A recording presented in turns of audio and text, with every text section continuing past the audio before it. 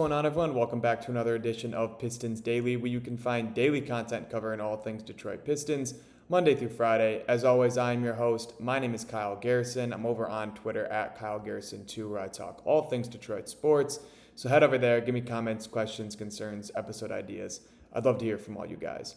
Also, shout out to everyone who tunes in every single day. We are on the road to 2,000 subscribers, so if you haven't already, hit that subscribe button. It goes a long way to help support the channel. With that being said, let's jump into a Thursday edition of Pistons Daily. So first things first, I just wanted to talk about a ESPN article, basically just kind of going over what to watch for each team in training camp. This was dropped by Bobby Marks over at ESPN, and I just wanted to kind of read what he had to say about the Pistons. So they have just written down guaranteed contracts 13, partial/non-guaranteed 1, exhibit 10, 3, two-way 3, what to watch for, continue player development. So he writes, the Pistons, after going 14-68 to land at the bottom of the East in 2023, were one of the great comeback stories last season. Detroit became the first team to triple its win total in one season and became only the sixth team in league history to increase its win total by at least 30 games. The obvious question entering this season is whether Detroit can be more than a first-round team, one that could potentially contend with the top teams in the Eastern Conference. He has Trajan Langdon quoted here saying, I don't think we truly understand who our players can be at this point. GM Trajan Langdon told The Athletic, I just think it's too early for us to truly understand what the best way to press the proverbial gas pedal is right now. So we're going to try to be patient with that and let our young guys continue to develop. One area of focus for Detroit last season was improving its three-point shooting percentage from last in the league in 2023 to a respectable 17th. The Pistons replaced Malik Beasley, Dennis Schroeder, and Tim Hardaway Jr. with a healthy Jaden Ivey and free agents Caris LeVert, Duncan Robinson, and Javonte Green this offseason. They also returned 4 of the 5 starters on a roster that lost to New York in the first round, including All-NBA guard Cade Cunningham. Dates to watch, October 20th, the last day to extend the contracts of Jaden Ivey and Jalen Duren. October 31st, the last day to exercise the third-year team option of Ron Holland and fourth-year team options of Asar Thompson and Marcus Sasser. Extension candidates, Jaden Ivey and Jalen Duren. So I agree with this article. I think that the Pistons definitely have a lot to prove, and there's a lot of question marks that they need to get answered with their player development overall. So I agree with Bobby Marks. I think that if you're going to look at the Pistons, something that we should watch out for this season is that growth, that development, because again, the young core is extremely young. They've got a lot to prove. They've got a lot of improvement that can still happen with different areas of their game. So that's definitely going to be, what a lot of behind-the-scenes people, media members, Trajan Langdon, JB Bickerstaff, even some of the players, they're going to be looking at what the progression looks like of this team, who's stepping up in what roles, and kind of what that's going to look like heading into the future. And when you're just looking overall at the extension candidates, Jalen Duren and Jaden Ivey, they both have a lot to prove. I know we've talked about it with Jalen Duren. He has to become a serviceable defender. And Jaden Ivey, he also has things to work on defensively, but he also has to become a much better rim finisher and somebody that you do feel comfortable having the ball in his hands at times with Cade Cunningham off the floor, and also being able to play off ball with Cade Cunningham as that starting shooting guard, because he is going to be featured as that second guard in this starting lineup. And the Pistons are expected to be a very competitive team this year. So there's going to be a lot on his plate to produce and kind of replicate what he did before the injury last year. So I'm just really excited to kind of get a feel of who fits where, what guys have kind of built chemistry, and just what the team future is going to look like going forward, because there's still so many questions to be answered. And it's very cool to see that a team like the Pistons, who has a ton of rookie extensions or rookie deals to be extended, and they're still this competitive. Like, you look at teams like the Jazz and the Wizards, they also have a ton of guys on rookie deals who are going to be owed extensions, but they're horrible, and they're lottery teams, and they're tanking. The Pistons are in a spot where they are still very, very good. They're going to be competitive in the Eastern Conference this year, and they're still one of, if not the youngest team in the East and throughout the rest of the NBA. So very, very interesting article here if you want to dive into just every other team and kind of what other Eastern Conference teams like the Magic and the Hawks who could potentially be kind of fighting with the Pistons for playoff seeding and whatnot. Go check out the article from Bobby Marks over at ESPN. And obviously, I'll continue to keep you guys updated on extension talks as we approach the October 20th deadline, because we could have another lottery pick extended long term by the start of training camp. So still a lot to kind of be unpacked with the Pistons offseason, with training camp and whatnot. And again, obviously, I will keep you guys updated, but I just wanted to talk about that article and just kind of what an outside perspective's view of the Pistons is going into the year. And then another article that I thought was pretty interesting was over from Bleacher Report. I believe this was Zach Buckley. Yeah, this was Zach Buckley. And he basically just dropped a list of every team's biggest problem going into this year. So it's not specific to just the Pistons. He has every team, with some sort of problem. Even the Thunder and the Nuggets and some of those championship potential contender teams still have some problems here and there. And with the Pistons, he writes, no co-star for Cade Cunningham. So I'll just read the blurb here from the article. So the Pistons know for certain now that Cade Cunningham is a ranking member of the NBA's elite. He wasn't merely a first-time All-Star this past season. He was an All-NBA third-team selection and the biggest driving force behind Detroit tallying 44 wins and booking its first trip to the playoffs since 2019. With that knowledge, the Pistons should be trying to perfect the conditions around him and give him his best shot at success. Right now, they're not quite there yet, having failed to develop or otherwise add the kind of co-star capable of relieving the immense pressure placed upon him. They aren't hopeless on this front, as there are a number of players who could grow into that role, like Asar Thompson, Jaden Ivey, and Jalen Duren. Until one of those leaps happen, though, Cade Cunningham will be a solo star within a league that almost always requires multiple stars to win big. And this could be a lot worse. There is a lot worse situations to be in. There's a lot worse problems to have. When you look at, let's say, we're looking at the Bulls.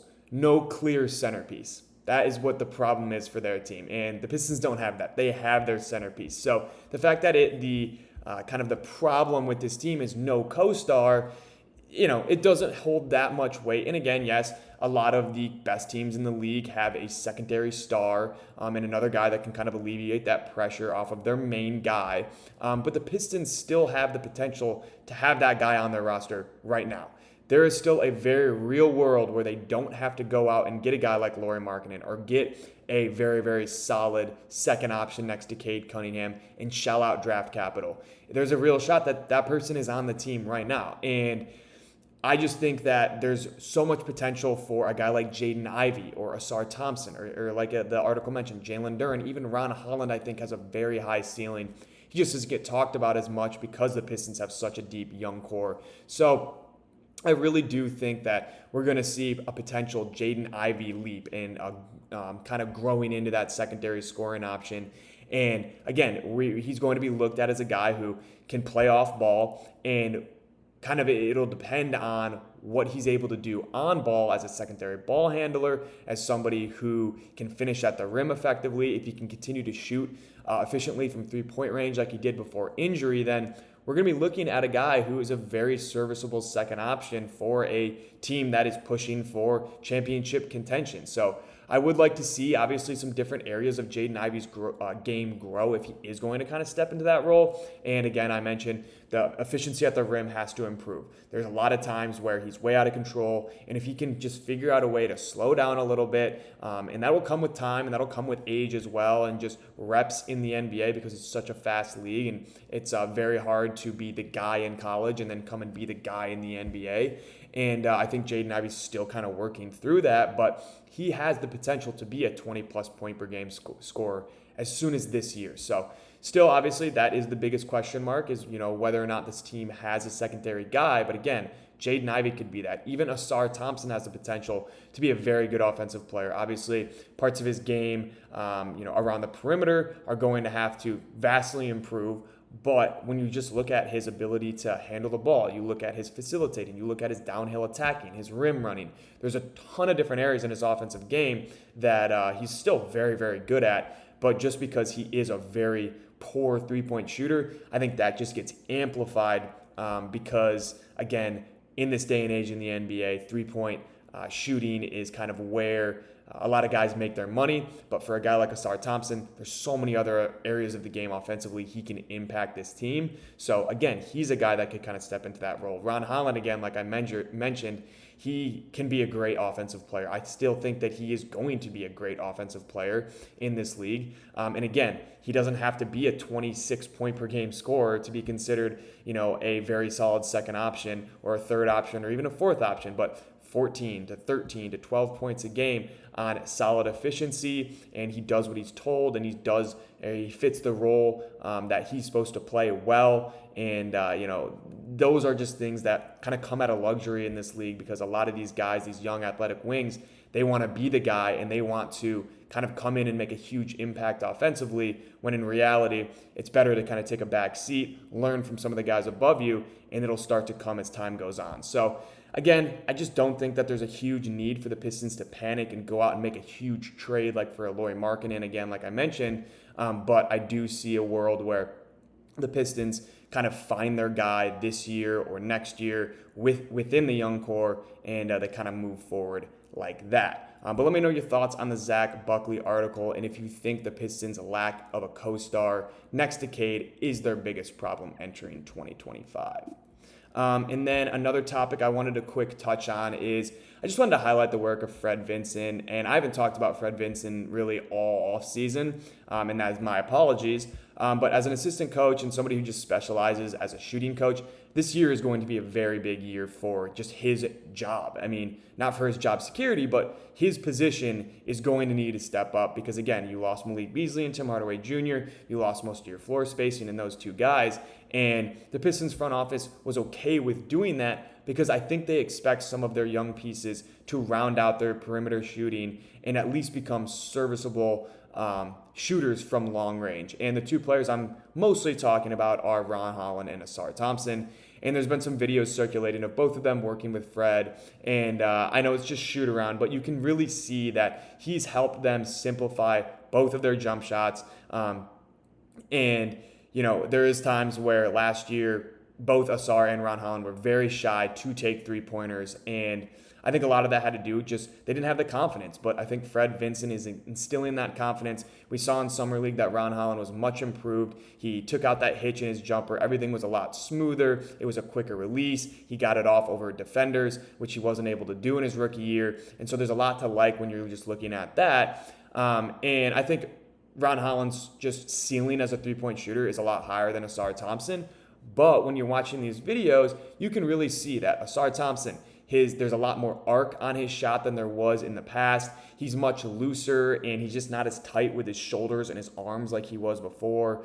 And I think that's going to really help him just kind of grow as a shooter. And again, I don't see him being a guy who takes 3, 4, 5 three-pointers a night, but maybe he feels a little bit more comfortable in the corner, takes some more of those shots, and instead of hitting the side of the backboard, he's actually getting it to the rim and giving himself an actual chance for the ball to go in. So I think Fred Vinson is going to get those guys right. Again, Ron Holland, I think he already has really helped out, and that will continue to grow. Obviously, we don't want to get complacent with it. But Ausar, on the other hand, somebody who is just looked at as a non-shooter and looked at as somebody who might never be a shooter. I think just the fact that he's working on it, they're working together, they've kind of built that chemistry, built that camaraderie, is very, very encouraging kind of going forward into this season.